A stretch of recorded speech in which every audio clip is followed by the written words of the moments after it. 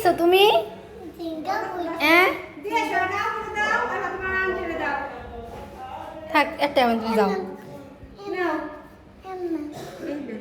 তুমি তুমি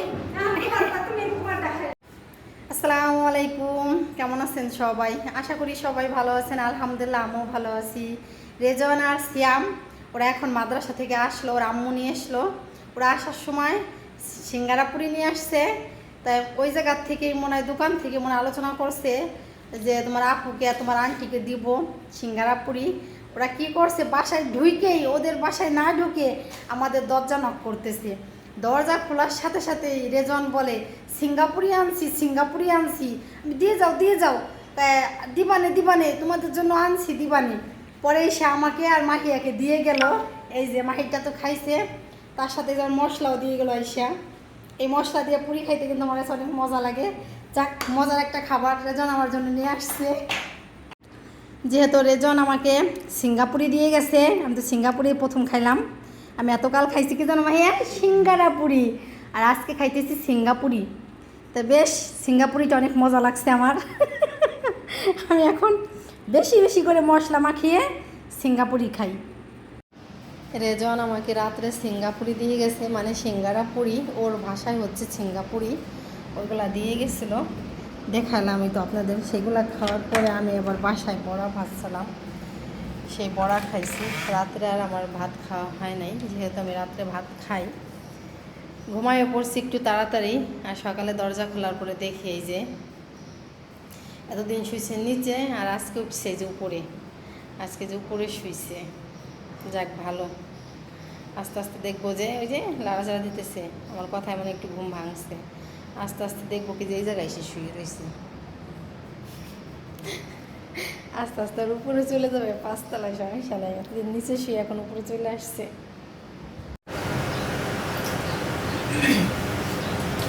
রাত্রে রেজন আমাকে সিঙ্গাপুরি দিয়ে গেছে।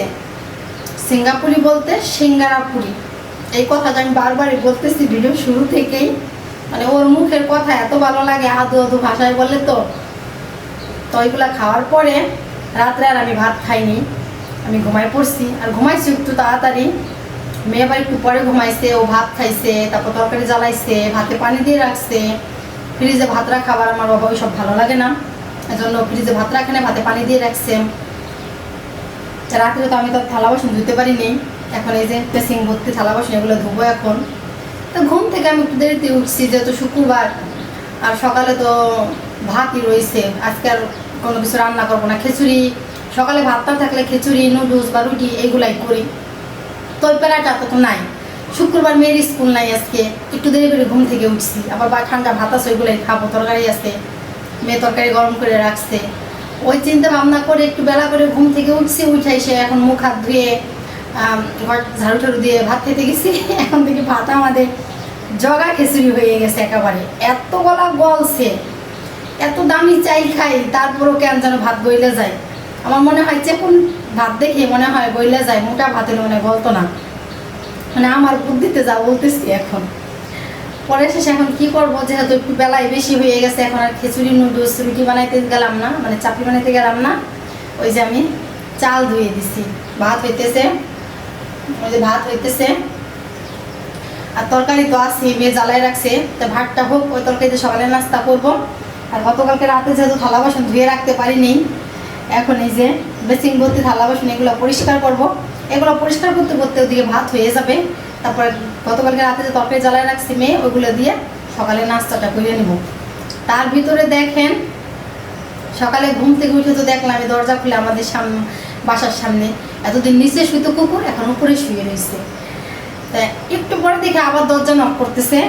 গতকালকে রাতে এটা আমি রেজনকে জানাচুর দিচ্ছি। রেজন কি করছে, সকালে ওর মা বড়া বানাইছে। কালকে আমাদের পাটা থেকে ডাল বেটে নিয়ে গেল, সেই ডাল দিয়ে সকালে ওর মা বড়া বানাইছে। রেজন এসে আমার দরজা নক করতেছে। ও দরজা নক করার মানে স্টাইল দেখলে আমি টের পাই যে রেজন আসছে, দরজা নক করতেছে। ও আজ টুক টুক টুক টুক করে দরজা নক করে, ছোট মানুষ সেই রকমভাবে দরজা নক করে। দরজা খুলছি পরে বাটি নিয়ে আমাদের দরজার সামনে দাঁড়ায় রয়েছে, এভাবে দাঁড়ায় রয়েছে। নেন, সে বড়াই আমি খাইতেছি। এখন খাওয়ার পরে এগুলো পরিষ্কার করবো।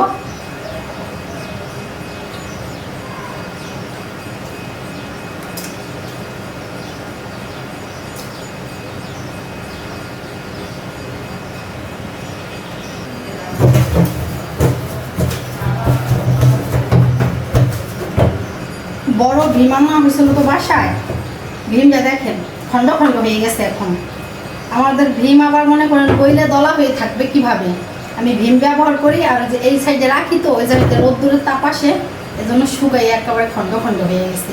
দেখা যায় কি ভীমের ভিতরে যদি বেশি পানি থাকে, ভীম যদি গলা গলা থাকে তাহলে বাটির সাথে কিন্তু দলা হয়ে লেগে থাকে, আর যেহেতু রোদ্দুর পাইছে এজন্য খন্ড খন্ড হয়ে গেছে।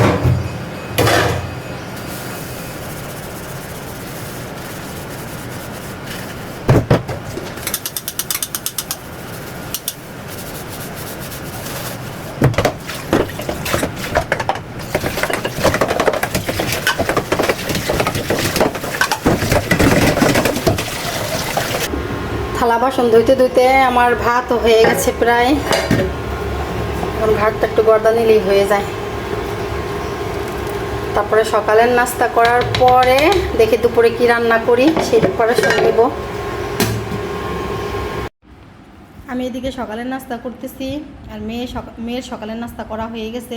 মেয়ে আমার আগেই খাইছে, যেহেতু মেয়ের কোশ্চিনে যাইতে হবে এজন্য মেয়ে একটু আগেই খাইছে। আমি আবার সকালে নাস্তা তো দেরি করেই খাই।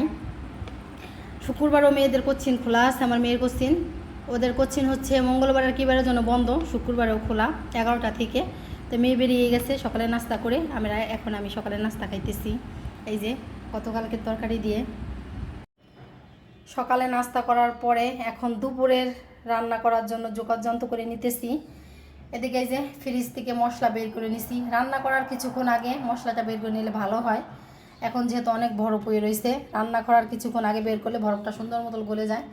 এদিকে যে আজকে বের করছি হচ্ছে রোস্টের জন্য যে মুরগি আনা হয়েছিল, সেই মুরগির পা, গলা, গিলা, মাইটা, মাথা এইগুলা রান্না করবো পাকনা আজকে। এগুলা বের করে নিচ্ছি এই যে ফ্রিজ থেকে।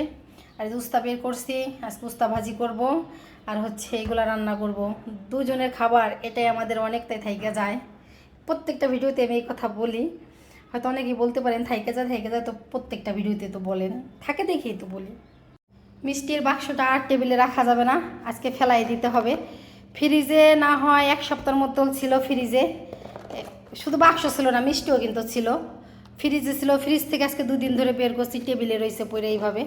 তো এই যে মিষ্টি উপর দুপুর একটু করে আমি খাইছি, আর ওই যে রয়েছে একটা আলাম তো রয়েছে পড়া, কেউ খাইতেছে না মিষ্টি, কী করবো এখন, তো ঘর দিয়ে ঘোরাঘুরি করে তো লাভ নেই, তার থেকে ফেলাই দিই। আর হচ্ছে এই জায়গায় যদি রসগোল্লা হইতো, এই মিষ্টির কিন্তু অনেক দাম নিছে, হ্যাঁ এই মিষ্টির কিন্তু ভালো টাকাই দাম নিছে, কম দামের মিষ্টি না কিন্তু এটা। এই জায়গায় যদি রসগোল্লা হইতো, এই বাক্সের রস খাইয়ে খাওয়া হয়ে গেত। রসগোল্লাটা আমাদের বাসার সবাই এত পছন্দ করে, কিন্তু এই মিষ্টিগুলো বেশি পছন্দ করে না। রান্না করার জন্য কাইটে কুইটে রেডি করে নিতেছি। এই উস্তা কাটতে গেলে এইভাবে আমার বুঝছেন এই আঙ্গুলের অবস্থা বেহাল হয়ে যায়। এই উস্তা বলতে না, উস্তা বলেন, আলু বলেন, পেঁয়াজ বলেন, যে কোনো জিনিস এরকম ঝুড়ি ঝুড়ি করে কাটতে গেলেই আমার আঙ্গুলের অবস্থা এখানে বেহাল হয়ে যায়। আমার এক কাকি বলছিল অনেকদিন আগে যে অনেকেই তো এইভাবে কুচায়, তাদের এই অবস্থা হয় না। তো যেহেতু হয়, পাতলা করে একটা চটির মতো বানায় রাখবি, ওই চটির মতো বানায় রাখা ওই কাটাকাটির সময় পাতলা চটিটা এই জায়গা দিবি, দেওয়ার পরে হালকা একটা টেপ দিয়ে পেঁচাই নিবি। প্রতিদিন কাটাকাটি করার সময় একটা প্যারা হয়ে যায়, বুঝছেন, ওইভাবে সম্ভব হয় না। কই মাছ কাটতে গেলে, ট্যাংরা মাছ কাটতে গেলে আমার হাতের অবস্থা টাইট হয়ে যায়। তাহলে ঝিরি ঝিরি হয়ে গেছে, ক্যামেরায় বোঝা যেতেছে কি জানি না, দেখছেন ঝিরি ঝিরি হয়ে গেছে আঙ্গুল।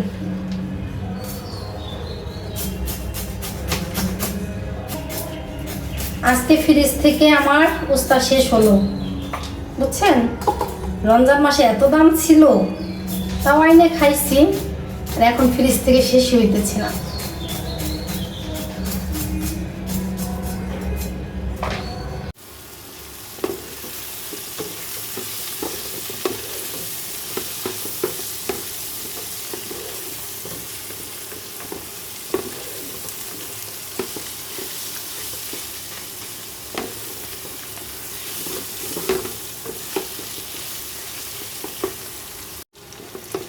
ভাজি করে নেওয়া হয়ে গেছে। এইগুলা রান্না করার জন্য এই যেদিকে পেঁয়াজ আর হচ্ছে দারচিনি, লবঙ্গ, তেজপাতা হালকা বাদামি কালার করে ভেজে নিতেছি। হালকা বাদামি কালার করে ভেজে নেওয়ার পরে এর ভিতরে দিয়ে দেবো হচ্ছে পরিমাণ মতো সব মশলা দিয়ে সুন্দর করে কষিয়ে তারপরে সেই মুরগির ওই পা, পাকনা মাইটা গলাগুলো দিয়ে সুন্দর করে কষাই নিব আলু দিয়ে একসঙ্গে। তারপরে বেশি করে পানি দিয়ে ঢেকে রাখবো, একেবারে এক ঢাকা রাখাই ভুনা ভুনা করে ফেলাবো।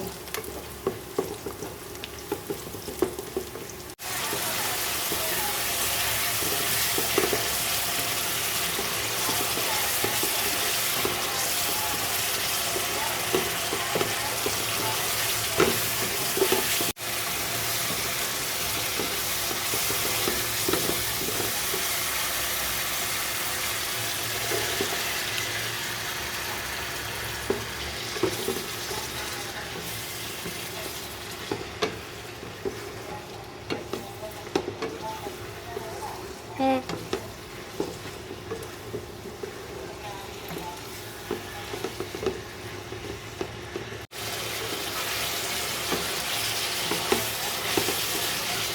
হ্যাঁ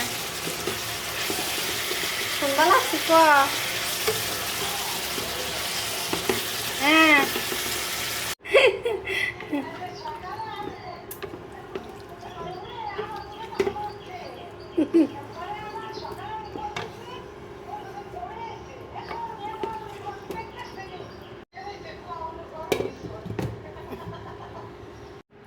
এই তো রান্না আমার কমপ্লিট। দেখেন না দিছি গরম মশলার খাল দিছি না, তাকাই রয়েছে কীভাবে। আমার তো হঠাৎ চোখ পড়ছে পরে তরকারিতে যে কালো এগুলো কি, পরে দেখি না যে গরম মশলা খাল। এই তো রান্না করা হয়ে গেছে, এখন যাব হচ্ছে গোসলে। আজানও দিয়ে দিচ্ছে। বিকেলে চলে আসছি আমরা ছাদে। এই নেজান নেজন কয়ে নেজন করে নেজন আজকে টাক হয়েছে। এদিকে সেদিকে তখন টাকটা একটু বাজাই আসো। এই যে নেজন আজকে টাক হয়েছে না। আমরা কোথায় আসছি বিকালে?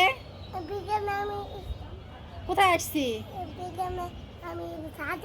হ্যাঁ হ্যাঁ বিকেলে আমরা ছাদে আসছি। হ্যাঁ বিকেলে আমরা ছাদে আসছি। আমরা ছাদে এসে ছাদে ঘুরতেছি। রেজান ওই সিঁড়ি বাইয়া ওই উপরে চলে গেছে। পুঁটি মাছের সাহস আছে বলতে হবে। ছাদে আসলে এই মেলাটা দেখা যায় এই জায়গার থেকে। এই যে সস্তা মেলা আপনাদের দেখাই বুঝে সস্তা মেলা। এই যে আমার পাশে এসে শুরু করে দিচ্ছে। বুঝছেন সন্ধ্যা হইলে ওই জায়গায় অনেক মানুষ হয়, ঝাড়বাতি জ্বলে, ছাদ থেকে স্পষ্ট দেখা যায়।